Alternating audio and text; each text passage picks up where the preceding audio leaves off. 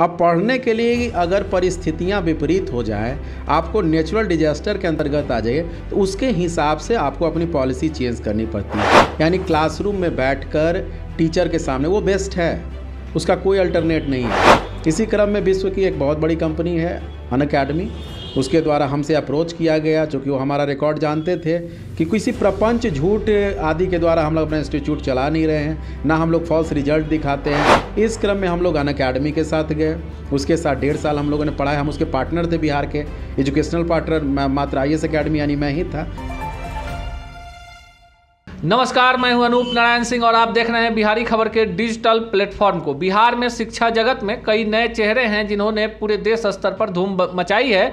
इसी में एक नाम है निखिल शर्मा का, जो खुद UPSC और BPSC के फाइनलिस्ट रह चुके हैं और अंतिम सफलता भी प्राप्त कर चुके हैं। और अब बिहार के कोचिंग जगत में ही नहीं, देश के कोचिंग जगत में एक जाना पहचाना नाम बन चुके हैं। कई बड़े प्लेटफॉर्म जिसमें अनअकैडमी जैसे प्लेटफॉर्म शामिल हैं, वहाँ पर बच्चों को UPSC और BPSC की शिक्षा देते हैं। आज इनसे जानेंगे कि बिहार के छात्रों को किन किन विषयों की समस्या होती है, बिहार में UPSC और BPSC की तैयारी करने वाले छात्र कैसे तैयारी करें। कई अहम सवाल हैं जिन पर इस साक्षात्कार में इनसे हम विस्तार से जानेंगे। निखिल जी, सबसे पहले बिहारी खबर के डिजिटल प्लेटफॉर्म पर आपका स्वागत। नमस्कार सभी लोगों को। बिहारी खबर के सभी बड़े छोटे जितने भी लोग हैं, टेक्निकल टीम है और जितने पत्रकार हैं, सभी लोगों को बहुत बहुत शुभकामनाएं और मेरा नमस्कार।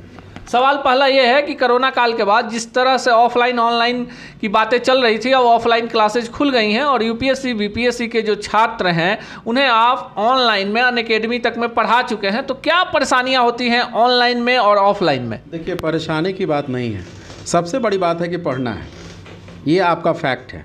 अब पढ़ने के लिए अगर परिस्थितियां विपरीत हो जाए, आपको नेचुरल डिजास्टर के अंतर्गत आ जाइए, तो उसके हिसाब से आपको अपनी पॉलिसी चेंज करनी पड़ती है। एक हमारा जो सामान्य धरना है ऑफलाइन का, यानी क्लासरूम में बैठकर टीचर के सामने, वो बेस्ट है, उसका कोई अल्टरनेट नहीं है। और रही बात IAS अकेडमी जो हमारी संस्था है, तो वो तो 1995 से बिहार ही में नहीं, ऑल ओवर इंडिया में एक कुशल प्रशासकों को देती रही है, सरकार के लिए, देश के लिए।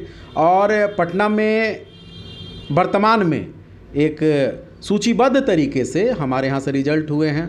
लेकिन इसी समय नेचुरल डिजास्टर, विश्व की सबसे खतरनाक जो हम लोगों ने, हमारी पीढ़ी ने देखी है ना, उसमें कोरोना आ गया, कोरोना का काल आ गया, कोचिंग बंद हो गए, है ना। कोचिंग अब बंद हो गए तो पढ़ाना भी ज़रूरी था। तो इस क्रम में हम यह सोच ही रहे थे कि बच्चों को इसका अल्टरनेट दिया जाए। इसी क्रम में विश्व की एक बहुत बड़ी कंपनी है अनअकैडमी, उसके द्वारा हमसे अप्रोच किया गया, चूँकि वो हमारा रिकॉर्ड जानते थे कि किसी प्रपंच झूठ आदि के द्वारा हम लोग अपना इंस्टीट्यूट चला नहीं रहे हैं, ना हम लोग फॉल्स रिजल्ट दिखाते हैं, ना उछल कूद के पढ़ाते हैं, ना पढ़ाई के समय जोकर्स बन जाते हैं। वो सब यहाँ पे जो भी टीचर्स हैं, चाहे रमेश सर हो, मैं हूँ, बहुत या तो UPSC BPSC क्वालिफाइड हैं, प्रोफेसर्स हैं, या फिर जिनके पास 30 इयर्स का एक्सपीरियंस है, वो टीचर्स हैं। इस क्रम में हम लोग अनअकैडमी के साथ गए, उसके साथ 1.5 साल हम लोगों ने पढ़ाया। हम उसके पार्टनर थे, बिहार के एजुकेशनल पार्टनर मात्र IAS अकेडमी यानी मैं ही था। उसके बाद कुछ परिस्थितियां ऐसी हुई कि जो चीज़ें हम खोज रहे थे बच्चों के लिए, वो नहीं वहाँ हो पा रही थी। तो अभी हाल ही में हमने अपना ऐप लॉन्च कर दिया, IAS अकेडमी 95, जो एक ही दिन में 1 नाइट में बिहार में नंबर 1 हो चुका है। तो ये सब रहा, बच्चों का विश्वास है। दूसरी सबसे बड़ी बात है, देखिए पढ़ाई में ये कंफर्म बात है कि अगर रिज़ल्ट सीट्स आते हैं 700, तो फॉर्म भरे जाते हैं 7 लाख, यानी आपको 1 to 10% तक मैक्सिमम का चांस रहता है होने का। अब अगर इस क्रम में आप पढ़ाई में आप गंभीरता नहीं लाते हैं, शिक्षक भी गंभीर नहीं है, स्टूडेंट भी गंभीर नहीं है, अगर आप यह सोच रहे हैं कि हम उछल कूद करके पढ़ा लें और बच्चे उछल कूद पढ़ करके रिज़ल्ट पा लेंगे, तो आप यह मान कर चलिए गंभीर शिक्षा नहीं होगी तो आपका रिज़ल्ट भी गंभीर नहीं होगा। ये बहुत टीचर्स ही होते हैं जो बच्चों को सफलता की जगह कहीं और पहुंचा देते हैं, खुद भी जाते हैं और भविष्य बर्बाद कर देते हैं। शिक्षा का एक अर्थ होता है, शिक्षित और साक्षर में अंतर होता है ना। शिक्षित व्यक्ति वह होता है जो गलत और सही के बीच में जजमेंट कर सके, और साक्षर वह होता है जिसको अक्षर का ज्ञान होता है। आप देखते होंगे कि बहुत सारे IITians, डॉक्टर, IAS भी आत्महत्या करते हैं। क्यों? क्योंकि सही मायनों में वो शिक्षित नहीं है, वो मात्र साक्षर हैं। शिक्षा का अर्थ हुआ कि आप गलत और सही में जजमेंट कर पाए। शिक्षा आपके व्यवहार में नज़र आनी चाहिए। आप जिस तरह का वाचन करते हैं, आप जब भी पढ़ाएं तो बच्चों के सामने ऐसे शब्दों का प्रयोग करें जिससे वो संस्कार में उतार सकें। आप गलत शब्दों का प्रयोग करें। एक ट्रेंड चल चुका है, हर किसी को देख रहा हूँ। जैसे मैं आपको पत्रकार के रूप में बहुत दिन से जानता हूँ, तो आपकी भाषा सरल है ना, उसमें एक शालीनता है। पत्रकारों को मैं आजकल देख रहा हूँ, मतलब हम कितने जोर से बोल सकते हैं, इसका कंपटीशन चल रहा है। टीचर्स में कंपटीशन चल रहा है कि हम कितना कूदक सकते हैं, कितना मजाक कर सकते हैं। अरे भाई, पढ़ना है उसको। दुनिया की सबसे हार्ड चीज़ है पढ़ाई। आप एक कट्ठा ज़मीन जोत लीजिएगा, आप गोली दिन भर चला सकते हैं, पत्थर मार सकते हैं, लेकिन एक पैराग्राफ याद करने में आपकी स्थिति खराब हो जाती है। ऊपर से टीचर भी मजाक किया तो 95% बच्चे ऐसे ही फेलियर हो रहे हैं। लेकिन बिहार में जो बात आप कह रहे हैं कि जोर से बोलना, मजाक करना, उदाहरण ऐसे ऐसे देना, ये ट्रेंड ऑनलाइन क्लास ने दिया है। और इसी ऑनलाइन के बदौलत बहुत सारे बिहार के ऐसे गुमनाम शिक्षक हैं जिन्होंने कोरोना काल में राष्ट्रीय ख्याति अर्जित कर ली है और जिनके फॉलोअर्स भी लाखों करोड़ों में हैं। यूट्यूब और फेसबुक से भी उनकी कमाई हो रही है। उनकी देखा देखी जो नए पीढ़ी के शिक्षक हैं वो कुछ ज़्यादा ही उतावले हैं। इस पर क्या कहना चाहेंगे? आपको पता है, 2 शब्द होता है विख्यात के लिए, एक कुख्यात है ना, और एक प्रख्यात। ख्याति दोनों की होती है, समझिए इस बात को। एक बच्चा जब गांव से आता है ना, तो उसको ये पता नहीं रहता है कि मुझे करना क्या है। और सिस्टम ये हो चुका है क्या, हर जगह ब्रोकर्स हो चुके हैं। वो गांव से बच्चा आ रहा है, अपना खेत बेच के आ रहा है, माँ का गहना रख के आ रहा है, और आप उसको 45 मिनट इंटरटेन कर रहे हैं। अरे भैया, बहुत पढ़ना पड़ता है ना, मैंने खुद निकाला है। आप जब भी किसी का साक्षात्कार लीजिए शिक्षक का, और वो बोले कि हम ये किए हैं वो किए, तो आप एक बार उससे बोलिए कि प्रूफ भी तो दिखाओ। बोलने के लिए तो हम भी बोल देंगे कि हम यूएनओ के लिए खड़े हो रहे हैं, जनरल सेक्रेटरी के लिए, तो कोई बात हुई? तो आप कैरियर बर्बाद कर रहे हैं। पहुंचाना था उसे अधिकारी की कुर्सी पर और आपने पहुंचा दिया उसे जेल की कोठी में। ये प्रॉब्लम है ना। रोड पे आप बोलिएगा कि तुम तोड़ो फोड़ो ये करो, शालीनता नहीं होती है हर चीज़ में। ये कौन सा तरीका होता है? अगर कोई टीचर प्रेरित करता है, कोई भी हो, चाहे मैं ही क्यों नहीं हूँ, अगर मैं अपने बच्चों को बोलूँ कि जाओ तुम हुड़दंग करो, तो हुड़दंग शब्द से ही मैंने उसे अपराधी बना दिया। मुझे उसे शालीन बनाना था ना।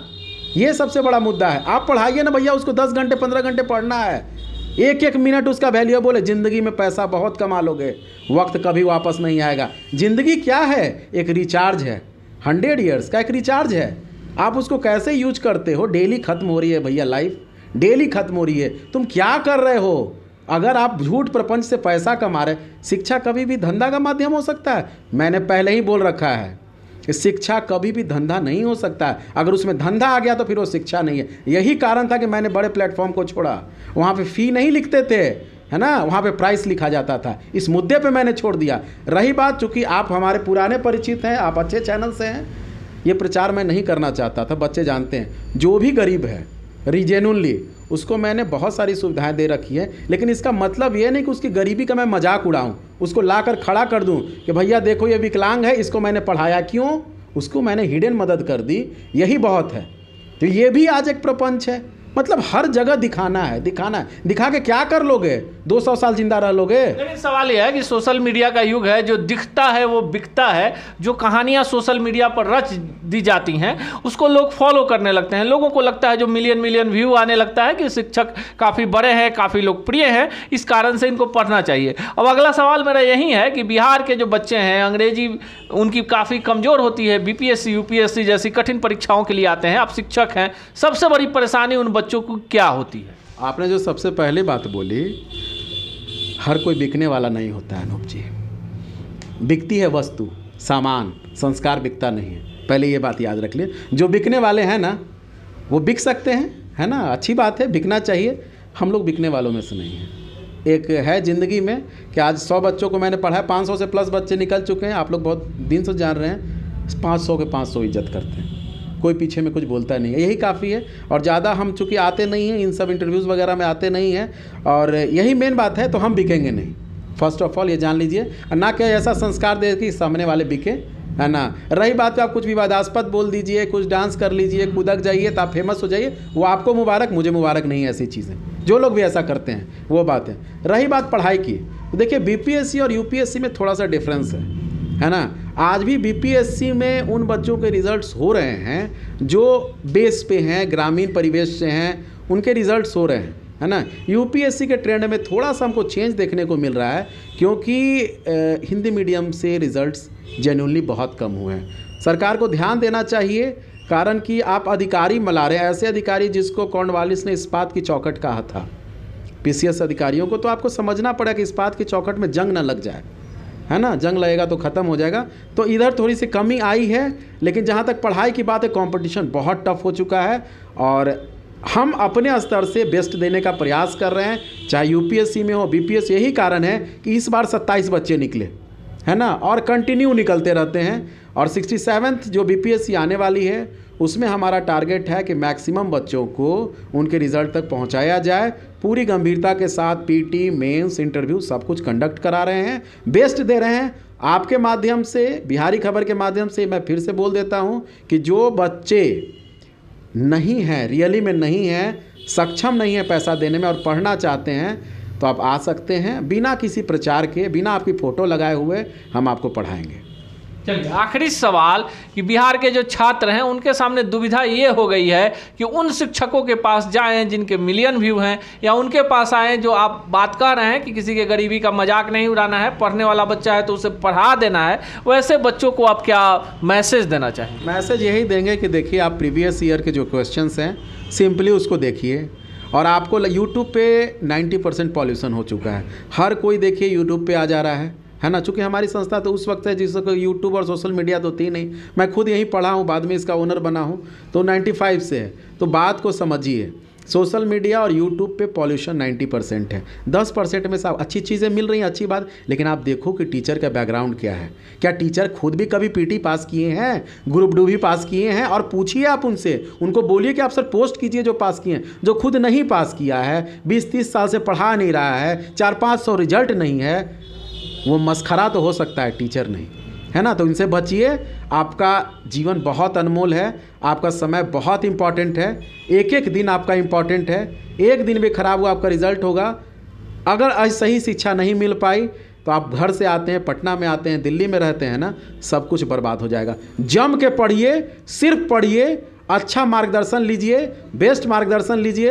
अगर हमारी ज़रूरत हो तो IAS एकेडमी आपके साथ हमेशा खड़ी है, मगर अपने समय को बचाइए। पैसा बहुत कमा लीजिएगा, बहुत रास्ते हैं, वक्त कभी नहीं आ पाएगा। बस ये हैं निखिल शर्मा, IAS एकेडमी के निदेशक हैं और मेंटर भी हैं। इनका साफ मानना है कि शिक्षा संस्कार के साथ हो तो जरूर कहीं ना कहीं जीवन में भी सफलता को प्राप्त करवा देती है। यूट्यूबरों को लिए इनका कहना है कि प्रामाणिकता जीवन में काफ़ी ज़रूरी है। आप झूठ, सच और रची हुई कहानियों के बदौलत छात्रों को भरमाने की जगह प्रामाणिक शिक्षा दीजिए और उन्हें बताइए कि सफलता का कोई शॉर्टकट नहीं हो सकता है। कठिन परिश्रम के बल पर ही आप UPSC और BPSC की तैयारी कर सकते हैं।